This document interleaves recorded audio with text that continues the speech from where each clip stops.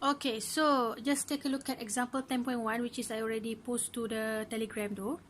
You can read the questions actually. So ini adalah saya akan buat sikit lah, maknanya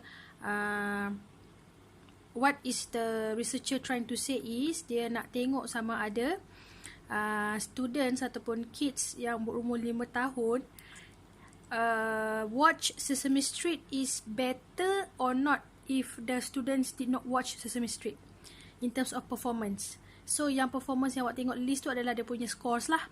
Score of the students who watch Sesame Street and the score of the performance the students did not watch Sesame Street. Okay, so this one is given, right? So first of all, again, from the chapter 8 until chapter 8 and above, you have to remember the step only. Okay, step 1 until step 4. So step 1 is you have to find out the hypothesis, correct? Okay, so for hypothesis, HO. So since you have two samples over here, so HO ni kita nak buat macam mana? Maknanya HO means what? Nothing change, right? So nothing change, it means dia punya mu adalah mu1 minus mu2 equals to 0. Nothing change. Okay? Maknanya bila dia mu1 minus mu2 tu nothing change equals to 0. So what about H1? So H1 is not equals to 0. Sama juga, and mu1 mu2 not equals to 0.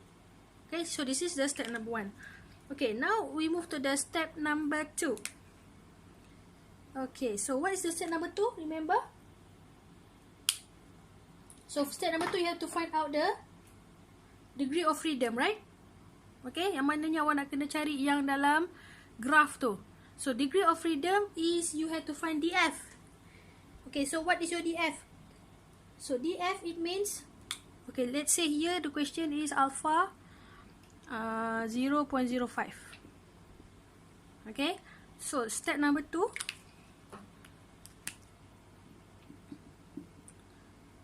cari critical region. Okay, which is your DF. Kalau DF single, awak senang lah nak ambil n minus 1 je kan. So kalau ada 2 samples, it means DF1 plus DF2. Correct? Okay, so the formula is apa? Kalau n minus 1, okay, DF n minus 1 minus plus n2 minus 1 n1. So formulanya adalah ini kan 10 dengan 10. So 10 minus 1 plus 10 minus 1.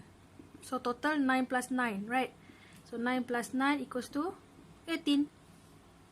So 18 dengan 0.05 two tail. Okay? Because they not say any directional one direction. Yang saya katalah, yang dia kata kat sini kalau equals to 0 ni, equals ni, it means no direction, which is awak kena cari two tail. Okay? So first check dekat table, cari DF 18 dengan 0.05 two tail. So what is the answer? Okay, the answer is T apa? So your T will be plus minus 2.101. Correct? Okay, 2.101. Cari balik, semak. Okay, done step number 2. So now we move to step number 3. Okay, step number 3 adalah you have to calculate. Kan, calculate. Step 3. So calculate. So formula adalah apa? Yang tadi tu lah, M1 minus M2 apa semua tu kan. Tapi first of all, okay, saya buat dulu dia punya formula dia. T equals to M1 minus M2 minus mu1 minus mu2 over S M1 minus M2. Okay, M awak dah ada, M 2 ni. Mu pun awak dah ada. Sorry, mu tak ada. Mu ni, okay, kejap lagi kita tengok. So SM pun tak ada. Jadi formula untuk SM ni ingat tak tadi dalam table? So dalam table yang saya bagi tadi, nak cari SM1 minus SM2 apa? So formula dia SM1 minus SM2 equals to SP square N1 plus SP square N2. Okay, so formula dia.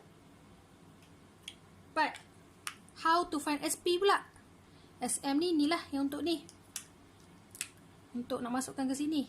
Sekarang ni awak kena cari SP to SP squared ni. So nak cari SP squared adalah summation of square 1 df1 plus summation of square 2 plus df2. Ni dah ada. Formula ni dah ada dekat sini. Ni pun ada dekat sini. df pun awak dah ada. Jadi awak masukkan sahaja. Okay, untuk cari SP ni. Okay, so SS1 adalah 200 divide by df1 adalah 9 plus SS2 adalah 160 divide by 9. Okay. Oh sorry, yang ni adalah awak kena sambung. Formula dia adalah kena sambung. Sorry, saya padam balik.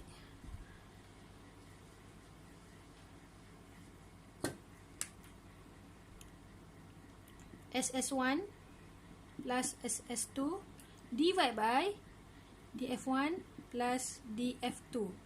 Sambung sambungkan. Okay. So maknanya formula kat sini adalah 200 plus 160 over 9 plus 9.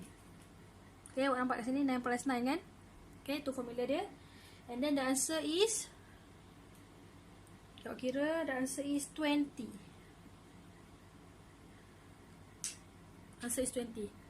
So in 20 ni awak masuklah dekat sini. Kan SP squared ni kan, dua-dua ni sama. Jadi masukkan dekat sini. Saya teruskan dekat sini je. So SP squared adalah 20 over 10 plus 20 over 10 square root. Correct? Okay, so maknanya what is the answer? Yang ini make sure bukannya 20 tambah 20 over 20 Ni satu-satu, ni sebelah-sebelah. Jadi awak settlekan 20 over 10 plus 20 over 10. Sebelah-sebelah lah, jangan sambungkan pula. So dia akan jadi ujung tak muat dah. So saya teruskan je, dia akan jadi 2 jawapan dia. Okay, make sure awak buat 20 over 10 is 2 plus 20 over 10 is 2. 2 plus 2 4. So 4 square root of 4 is 2. Okay, so done. You know already the answer for on top. Okay, so yang ini awak masukkan je lah dekat dalam ni. Masukkanlah dekat sini ni. Kan? Okay, so kita buat formula dia punya jawapan, which is T equals to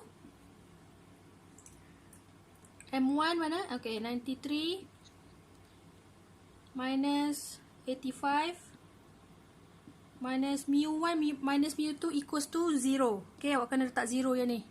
Sebab mu1 minus mu2 equals to 0. Minus 0 over dengan 2. Okay, so answer is 93 minus 85 jadi 8 over 2. So answer is 4. Okay, ini adalah your T. Jadi dekat mana kita nak buat dia punya graf ni? Okay, kat sini lah. Kat sini boleh. Okay, ni graf dia. Ni graf yang awak dapat tadi. Okay. So awak punya critical region tadi yang ni kan, critical region 2.1 plus 1. So kat sini adalah kosong. So inilah kat sini lah, katakan 2.1 plus 2.101. So sebelah ni adalah minus 2.101. Okay, so your answer is 4 tadi. Belah mana? Sini kan? Sinilah, katakan 4. So this is your critical region. 4 padam sikit. 4. So it means dia berada dekat H1. Ni H1 kan. Yang dalam adalah H0. So what would be your conclusion? First is you have to make a decision ke buat conclusion dulu? Decision kan. So decision is what? Bila dah tahu kat sini, we reject the null hypothesis. So saya buat sini lah. Buat sebelah ni. Tak boleh nak buat kan decision. Tak nampak pula. Okay, saya padam lah. Saya padam step 1 dengan step 2 ya.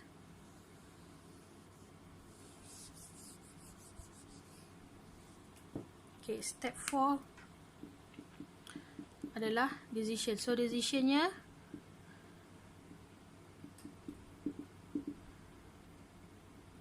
reject null hypothesis. Correct? Sebab apa dia berada dekat H1. So reject lah null hypothesis. So what will your conclusion? So conclusion can be your own words. Okay? So from here we can say maybe it means that there is a significant difference. Okay. There is a significant difference.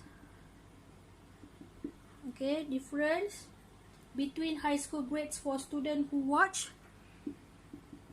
Okay, awak salin balik lah dia punya hypothesis tadi. Between the high school grade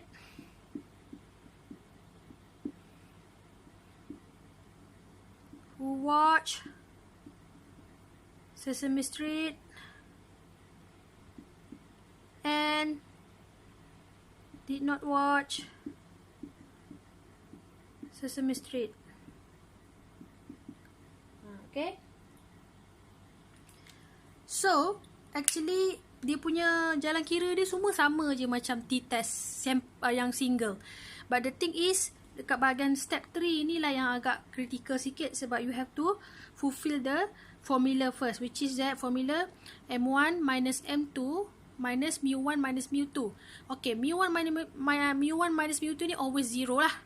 Okay, always 0 because kalau awak tengok dalam null hypothesis dia, HO dia adalah mu1 minus mu2 equals to 0. Okay, divide by estimated error S M1 minus M2. Formula untuk S1 M2 adalah ini. Inilah dia formula dia. But you have to find the full variance first, which is SP is full variance. For formula for full variance, S1 plus S2 divide DF1 plus DF2. Sambung Sambung. Jadi awak jadikan macam inilah. Jadi sini, so 20 ni masukkan dekat dalam formula standard error. Okay, dapatlah jawapan dekat sini 2. So lepas tu naiklah ke atas. Jadi kiralah macam bawah ni. So you get answer. Okay. So any question for these chapters? So I will give you another, which is another. Yang ini adalah kalau soalan dia two tail. What if kalau dia ada directional, which is yang soalan dia ada more than ke less than ke, so macam mana soalan dia? Lebih kurang sama. But the thing is, awak kena calculation dia pun sama. The thing is, awak punya HO and H1 tu akan ada, the simbol dia akan berubah lah. Okay, so I will give another example for the directional punya to sample t-test untuk next video.